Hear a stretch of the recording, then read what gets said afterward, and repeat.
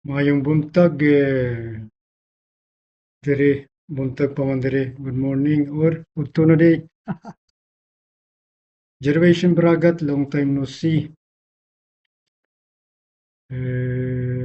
Some mission accomplished and daily habit.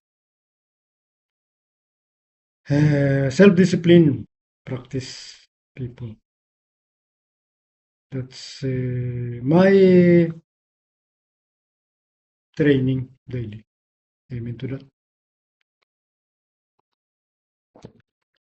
With this, in this kind of period of time, I will just try to talk in my language, the two main languages, Tagalog and Bisaya. Of course, Taglish and Biglish or Bislish, Bisaya English. Yun. Topic mga silingan, mga kaigsuunan, hmm, mga kapatid or kapwa tao, kapwa Pilipino. Topic natin ngayon ay itong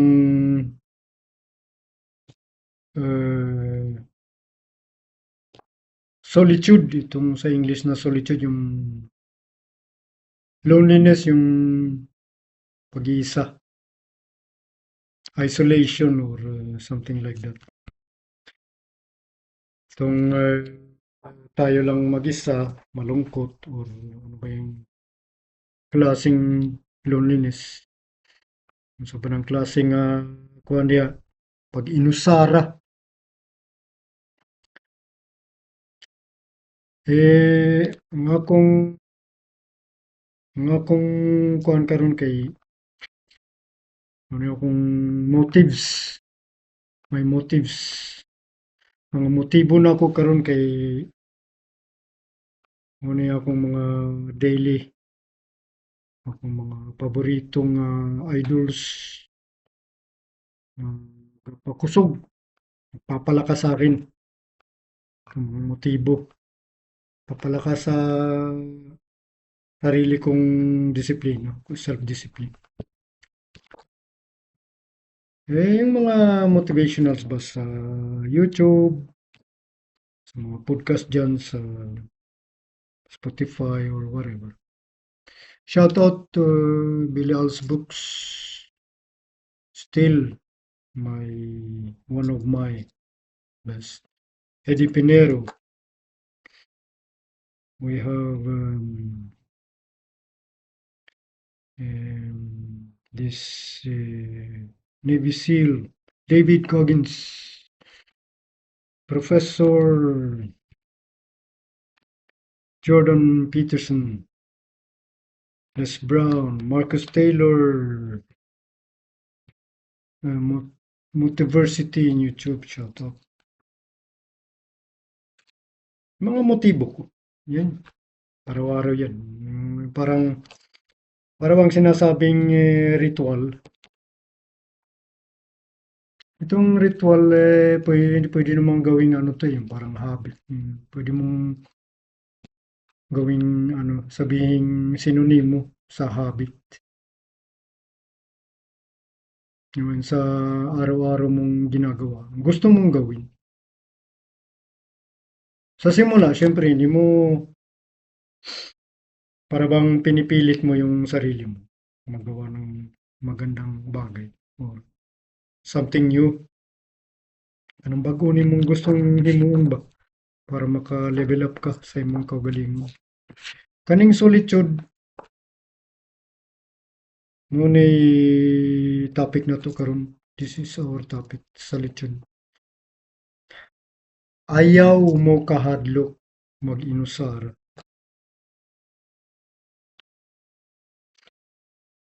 Huwag kayong masyadong matakot na mag-isa yung sarili. Or bigyan nyo ng break yung sarili mo. Tagaig time ang inyong kaugalingon nga maka-focus karong karong adlaw. Unya unya na ng unya, ugma na ng ugma. Next week na ng next week. Muna yung ginatawag nga the power of now. Amen. Now. Karon. Dayon. Ahora sa Spanish pa. It's the now moment. The moment. Momentum. Mas pinaka-epektibo yan kasi ang pinaka-epektibo yan gawin yung solitude, yung nag-iisa ka. Diyan ka perfect maka-focus sa unsay importante nga butang. Karon kay sa atong mga experience sa kinabuhi, lahi man tag mga story, of course, I will respect all stories individually. Unique yung mga stories natin lahat. I respect all stories. Nirespeto ko yun. Ang gusto ko lang kasing maano, parang ma-feel na may value din yung story ko. May value. Kasi bigay ng value sa iba tapos nakakalimutan mo yung sarili mo. So yung best na value makukuha mo, galing din sa sarili mo yan. So binibigyan ko na rin yung sarili kong value. Gahatag na sa kog value sa kong kagaling. Tungod kay ako rin makahatag og makapakusog sa akong confidence ba, sa akong kasing-kasing o panghunahuna, sa akong disiplina. Ano, mo na yung ginatawag nga validation ba, ng di naman kakinahanglan og validation sa laing tao. Hindi mo na kailangan yan. Hindi na kinahanglan. Pwede nimo i-validate imong kaugalingon. Validate yourself. I-validate mo yung sarili mo. Na ganito. Make yourself accountable in plain English. Expectation. Nag-expect kang gagawin mo to at may resulta. Gawin mo. Nasabing plan and execute, di ba? Pinaplano mo, gawin mo. Plano ka ng plano tapos ang dami mong plano pero kalahati lang na gawa mo. Depende naman sa ng date pinlano mo pero ay mo, ang dami mong plano, 10 yung plano mo. Magagawa mo ngayong taong to. Tapos dalawa lang pa lang na ano mo, accomplish mo. Well, pasalamat ka sa sarili mo, may nagawa kang dalawa. Pasalamat. Don't don't judge your heart too much, too hard. Pero meaning, metaphorically speaking, itong solitude, yung pag-iisa, dyan tayo nakaka-focus. Kung kaya natin mag-focus sa sarili natin.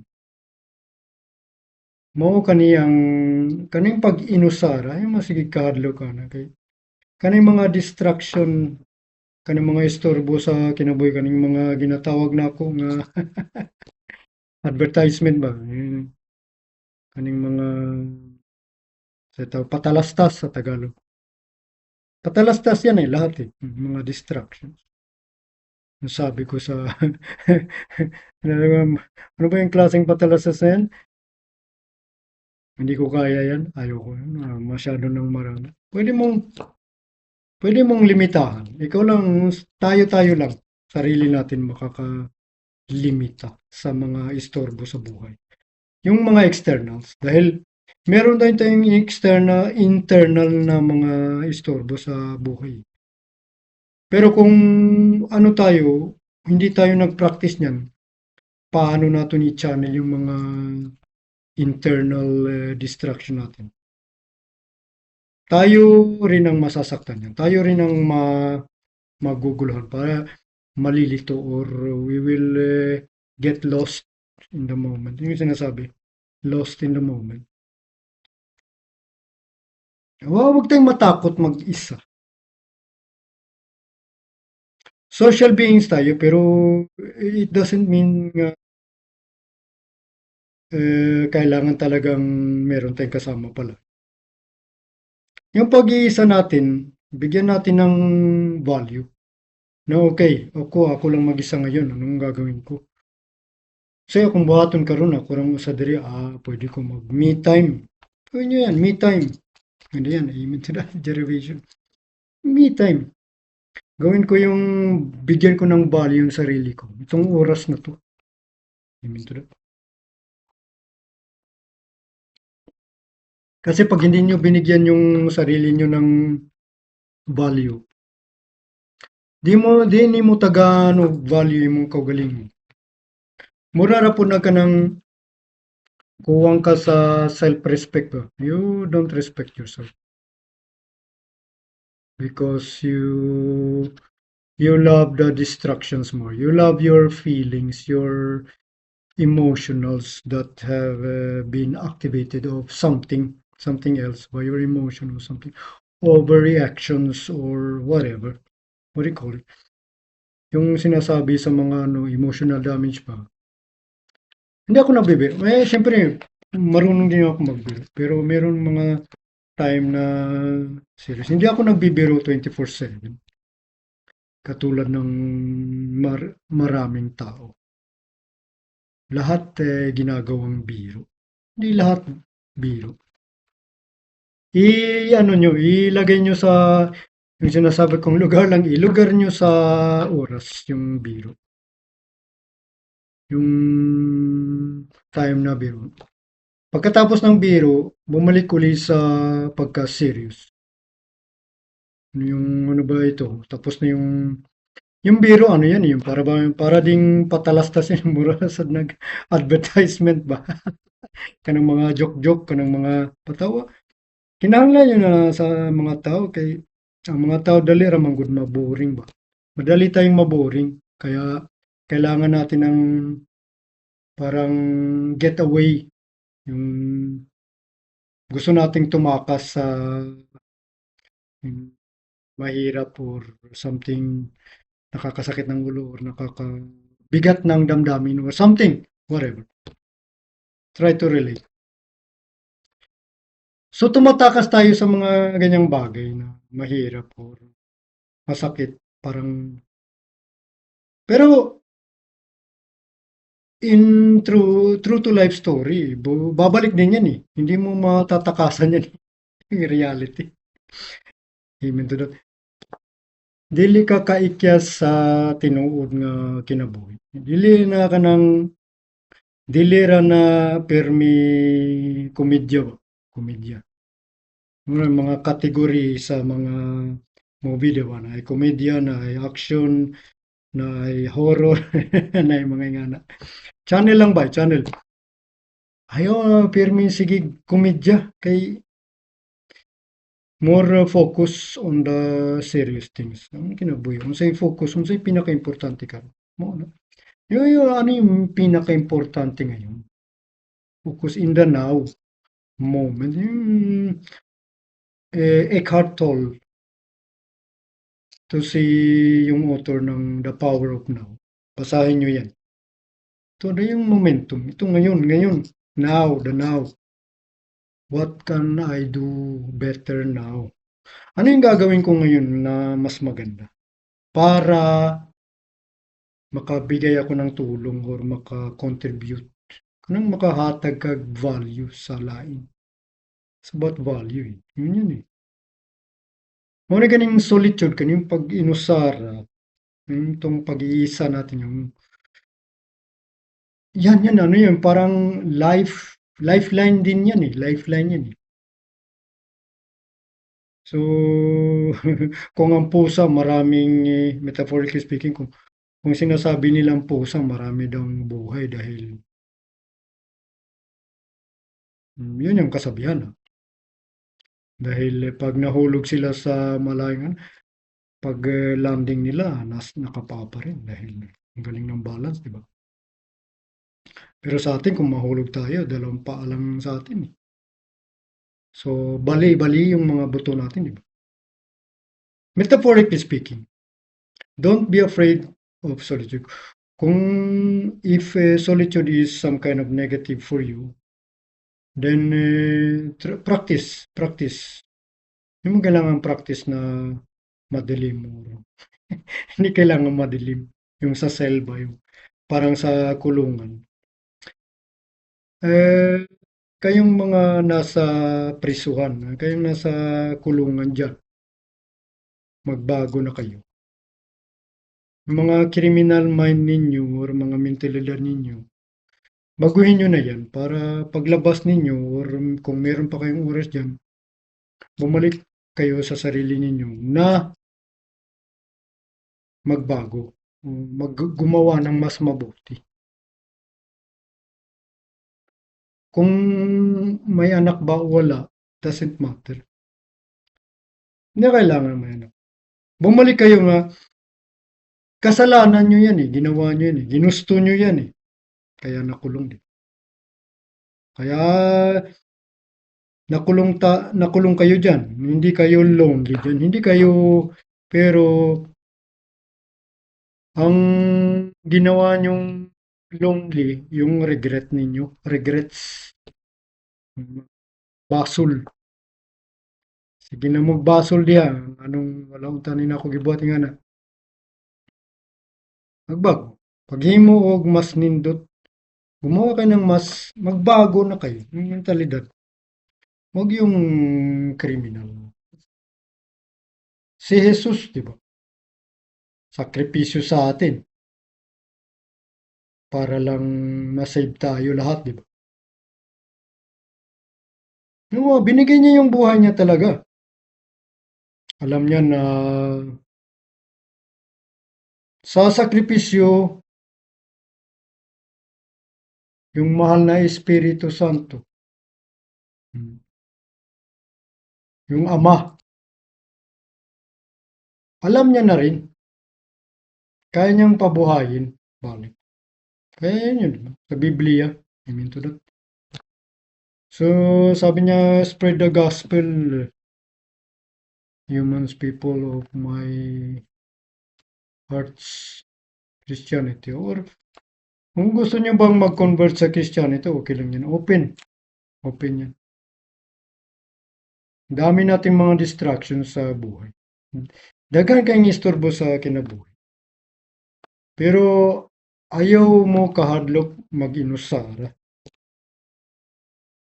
Kay ang kanang pag-inusara mo na makatarong og focus sa inyong gusto. Kinsa man ta individually. Unsa itong purpose pa? Ano ba yung mga purpose natin ngayon? Ngayong araw na to. Ano ba tayo, ama, ina, or lolo, lola, or cousin, or whatever, siblings, kuya, ate, teacher, or president, or vice president, or whatever. Hindi na natin ikumpara sa isa't isa yan. Isipin natin, yung solitude natin. Huminga muna kayo. Inhale. Papasok nyo yan sa loob. Exhale. Ilabas nyo. Ano ba? Anong nangyari? Oh, binigyan mong buhay yung katawan mo, di ba? Isipin nyo mabuti. Dahil ang Panginoon, ang Maginoo, tayo, bago tayo naging Kristiyano, deitist tayo, animist of nature tayo. Bathala. Maharlika. Maginoong Maharlika. At alipin. Yung pyramid ba yun? Alam ko kung hindi ko pa na-search yan lahat. Pero Maginoo. Tayo sa nature kind. Mabait. magalang, marespeto. Magalang, marespeto, ano pa ba yan? Pinag-aralan natin. Diyan tayo focus.